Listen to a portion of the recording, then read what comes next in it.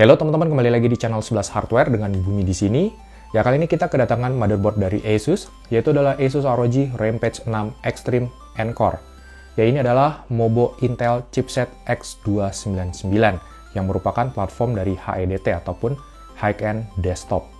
Ini adalah Mobo Sultan, ya, saya kasih tahu harganya sekarang, ini harganya di sekitar 13 jutaan rupiah. Nah, kira-kira siapa sih yang butuh Mobo seperti ini dan Mobo dengan harga seperti ini tuh bisa apa aja sih? Nah, namun sebelum kita mulai videonya, jangan lupa untuk subscribe channel 11 Hardware dan follow Instagram kita di @11.hardware. Secara garis besar, platform PC untuk kelas konsumer itu terbagi menjadi dua segmentasi. Yang pertama adalah platform mainstream, di mana ini adalah kelompok PC yang sebagian besar orang-orang punya, termasuk saya. Lalu yang kedua adalah platform HEDT atau High-End Desktop. Di AMD, pada platform mainstreamnya, kita akan menemukan AMD Ryzen, AMD Athlon, atau dulu kita kenal ada AMD FX Series, Phenom Series, ataupun AMD Sempron. Nah, untuk platform HEDT-nya, di AMD terdapat AMD Threadripper. Begitu pula pada Intel di mainstreamnya, kita akan menemukan Intel Core Series seperti Core i3, Core i5, Core i7, dan Core i9. Nah, pada platform HEDT-nya, penamaan yang digunakan Intel tidak begitu berbeda dengan versi mainstreamnya. Sama-sama masih pakai Intel Core Series, namun ada akhiran X di belakangnya. Semua prosesor Intel terbaru yang ada saat ini sebenarnya masih satu keluarga besar dengan prosesor Intel yang dikeluarkan Intel pada tahun 2015 yang lalu, yaitu Intel Skylake. Sejak saat itu, Intel telah mengeluarkan 3 generasi di lini HEDT-nya. Yang pertama adalah Intel Skylake X, lalu yang kedua adalah Intel Kaby Lake X, dan yang terakhir adalah generasinya Intel Cascade Lake. Ketiga generasi HEDT ini menggunakan Mobo dan chipset yang sama, yaitu Mobo Intel chipset X299. Hal ini tentu bertolak belakang dengan Intel di seri mainstreamnya yang tiap 2 generasi mengganti motherboardnya. Lalu Mobo HEDT ini dipakai oleh siapa sih sebenarnya? Ya, Mobo ini ditujukan salah satunya adalah untuk gamers PC entusias, gamers yang main game menggunakan resolusi 4K ke atas. Untuk menjalankan game AAA di resolusi 4K 144 Hz, apalagi jika RTX-nya on, tentu VGA card sekelas RTX 2080 Ti saja tidak akan cukup. Butuh minimal 2 buah VGA card RTX 2080 Ti supaya lancar. Mobo ini juga dibutuhkan buat para pekerja profesional yang membutuhkan multi GPU dan prosesor dengan jumlah core yang sangat banyak, seperti 3D animator misalnya. Karena dengan menggunakan Mobo ini, kita bisa menggunakan sampai dengan 3 buah VGA card secara bersamaan dengan bandwidth yang sangat tinggi. Untuk Asus ROG sendiri memiliki penamaan masing-masing untuk tiap-tiap segmen. Misalnya di AMD kita akan menemukan ROG Crosshair untuk platform mainstream dan Asus ROG Zenith untuk platform HEDT-nya. Di Intel sendiri untuk seri mainstreamnya ada ROG Maximus, ada ROG Maximus Hero, Apex, Maximus Formula, dan lain-lain. Sedangkan untuk seri HEDT-nya diberi nama Asus ROG Rampage. Oke, sekarang kita unboxing saja Asus ROG Rampage 6 Extreme N-Core ini. Pertama, di dalam paket penjualannya kita akan menemukan motherboardnya itu sendiri. Lalu di bawahnya terdapat beberapa box kecil. Kita buka mulai dari box yang pertama di sebelah kiri atas. Ini adalah box untuk menyimpan antena Wi-Fi. Seperti yang kita tahu, Mobo ini sudah support Wi-Fi 6. Lalu di box yang kedua terdapat kabel-kabel. Ada kabel SATA, kabel extension, dan kabel-kabel lainnya. Oh ya, terdapat kabel SATA yang unik, yang kabelnya ini sudah braided.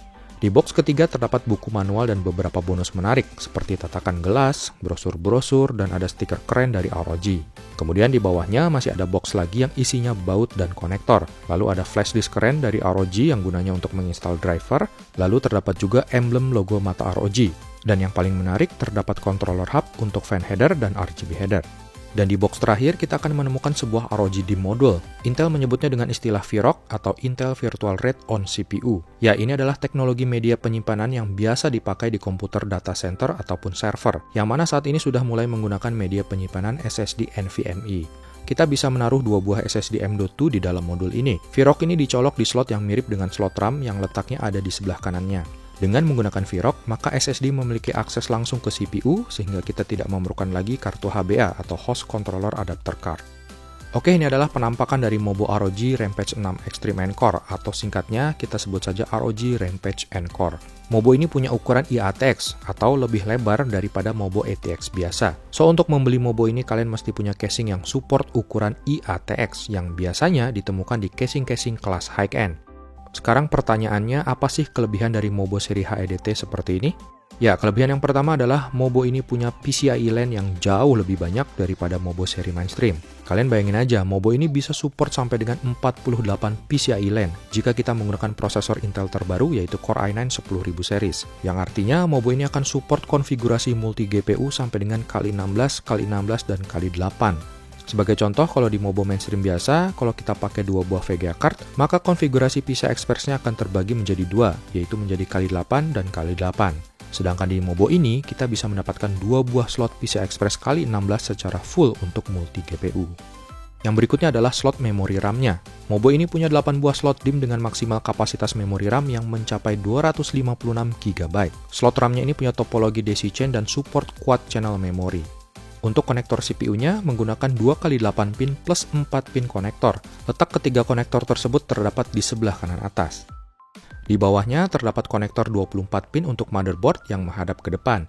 Kemudian di bawahnya lagi kita akan menemukan 2 buah konektor front panel untuk USB Type-C. Terdapat juga 2 buah konektor front panel untuk USB Type-A, yang satunya lagi ada di bagian kanan bawah. Lalu di bawahnya kita akan menemukan 6 buah slot SATA yang kesemuanya menghadap ke samping. Untuk fan header-nya total terdapat 9 buah yang sudah termasuk fan untuk CPU, water cooling, dan fan untuk VRM. Untuk RGB header-nya terdapat 2 buah header untuk 4 pin RGB dan 2 buah header untuk 3 pin ARGB. Masing-masing letaknya berdekatan di bagian kanan atas dan di bagian kanan bawah. Sedangkan untuk audionya, Asus menggunakan audio codec S1220 yang bekerja sama dengan ISS Technology. Sehingga untuk audio front panelnya terintegrasi dengan DAC dari ISS Saber. Di bagian bawah terdapat tombol power dan reset dedicated. Mobo ini juga support dual BIOS, terdapat tombol switch BIOS di sebelah kanannya. Lalu terdapat tombol-tombol lain yang berguna bagi para overclocker, seperti save boot button dan retry button. Terdapat juga beberapa switch dan jumper yang juga sering digunakan oleh para overclocker. Kemudian terdapat konektor power tambahan jika kita menggunakan 3 buah VGA card. Namun sayang konektor ini menggunakan tipe Molex. Nampaknya akan lebih baik jika menggunakan 6 pin atau 8 pin power connector yang biasa digunakan di graphic card. Lalu untuk slot M.2-nya terdapat 2 buah yang kedua-duanya di-covery oleh armor. Agak sedikit ribet memang untuk mengaksesnya karena butuh 4 buah baut untuk membukanya. Untungnya bautnya ini modelnya yang menempel, jadi tidak akan hilang jika tersenggol atau lupa nyimpan.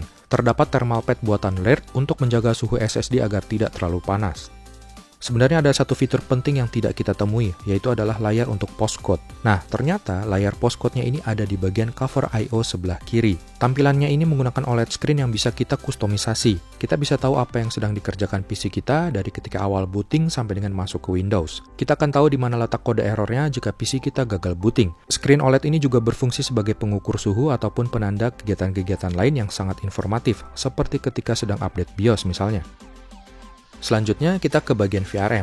Mobo HEDT ini ternyata punya layout VRM yang berbeda dari Mobo seri mainstream pada umumnya. Kesemua VRM-nya berada di bagian atas. Asus menyematkan sebuah pendingin VRM yang sangat masif di sini. Heatsink VRM-nya ini selain memiliki heat pipe juga memiliki kipas yang aktif. Kipasnya ini terdapat 2 buah yang bisa kita kustomisasi. Secara default, kipas VRM-nya ini akan berputar di 50% jika suhu VRM menyentuh 75 derajat Celcius. Putaran di 50% ini juga termasuk silent, putaran kipasnya baru akan agak terdengar jika menyentuh 60% ke atas. Tak hanya itu, di bagian belakang Mobo, kita akan menemukan backplate yang membuat Mobo ini jadi tampil lebih rigid. Terdapat thermal pad untuk membantu mendinginkan suhu VRM MOSFET dan terdapat konektor untuk nyala-nyala RGB di bagian samping kanan. Oke, kita buka heatsink VRM-nya. Terdapat thermal pad yang menutupi keseluruhan MOSFET dan sebagian induktor. Bisa kita lihat ini adalah VCC in jika kita menggunakan prosesor Kaby Lake X dan Cascade Lake, dan VRM ini adalah V-Core jika kita menggunakan prosesor Skylake X. Asus sendiri tidak bilang mereka menggunakan berapa power phase. Yang jelas, terdapat 16 MOSFET di sini. Kemungkinan VRM di sini menggunakan 8+0 power phase, di mana Asus menggunakan 2 buah induktor dalam satu phase. Tapi saya sendiri belum 100% yakin. Namun yang jelas, VRM pada Mobo ini sangatlah masif dan overkill. MOSFET yang digunakan adalah MOSFET kelas atas, yaitu Infineon TDA21472 yang dapat menghandle 70 ampere. PWM controller di sini Asus menggunakan ESP1905 yang merupakan produk rebranding dari Asus sendiri. Kemungkinan PWM controller ini adalah modifikasi dari IR35201 ataupun ESP1405 yang ada di Mobo kelas high-end pada umumnya. Kemudian ini adalah penampakan dari Mobo ini ketika dipasang di dalam casing. Tampangnya benar-benar ganteng banget, udah gitu nyala-nyala RGB-nya juga keren dan elegan. Sayang sekali pada pengujian kita kali ini, saya tidak punya prosesor Intel Core i9 10980XE yang terbaru. Namun saya punya Intel Core i9 7980XE keluaran tahun 2017 yang sama-sama menggunakan 18 core dan 36 thread. Berikut adalah spek PC yang saya gunakan. Di pengujian pertama, kita akan tes kemampuan overclock dari Mobo ini. Namun tentu saja ini adalah tes overclock yang ringan-ringan saja. Pertama, untuk melakukan overclock, kita perlu ke menu BIOS terlebih dahulu. Di sini, saya menyalakan profile XMP untuk memori RAM. Lalu, saya menaikkan CPU ratio ke 42 untuk meng-OC prosesornya ke 4,2 GHz all-core. Saya menggunakan V-Core di 1,1 volt. Kalian bisa gunakan 1,1 sampai dengan 1,15 volt untuk OC CPU Intel seri Skylake X ini. So, di sini saya mendapatkan OC Core i9 7980XE ke 4,2 GHz all-core dengan stabil. Dari bus clock all-core defaultnya di 3,4 GHz. Pengujian kedua, saya coba overclock RAM. Di sini, saya menggunakan 4 keping RAM dari Vigen Tsunami X dengan rating XMP di DDR4 3200 MHz 1,35 volt. Selain men-setting frekuensi di BIOS, saya juga menaikkan NB frekuensi ke 3000 MHz dari defaultnya di 2400 MHz. Hal ini ditujukan supaya bisa menaikkan bandwidth memori RAM-nya. Untuk menambah kestabilan, saya coba naikkan voltase untuk sistem agent dan VCC I/O di 1,1 volt. Saya coba OC 4 keping RAM ini ke 4000 MHz dan hasilnya bisa berjalan stabil dengan CL18 222242 di 1,45 volt. Berikut adalah grafik memori bandwidth dan latensinya.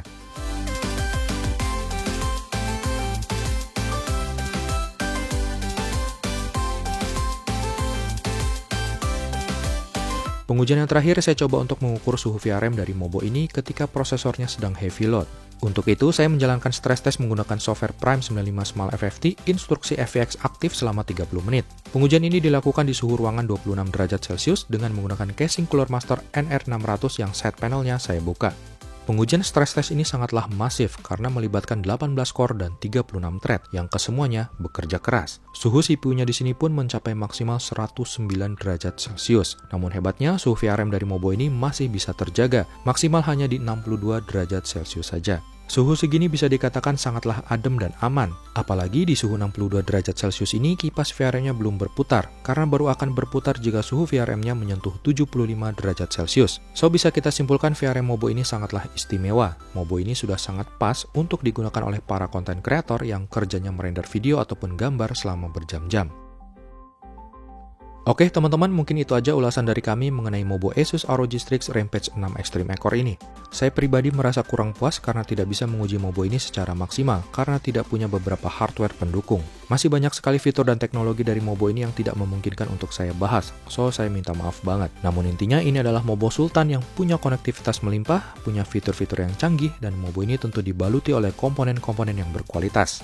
Demikian video kita kali ini, jangan lupa dukung terus channel 11 Hardware dan sampai jumpa lagi di video kita yang berikutnya.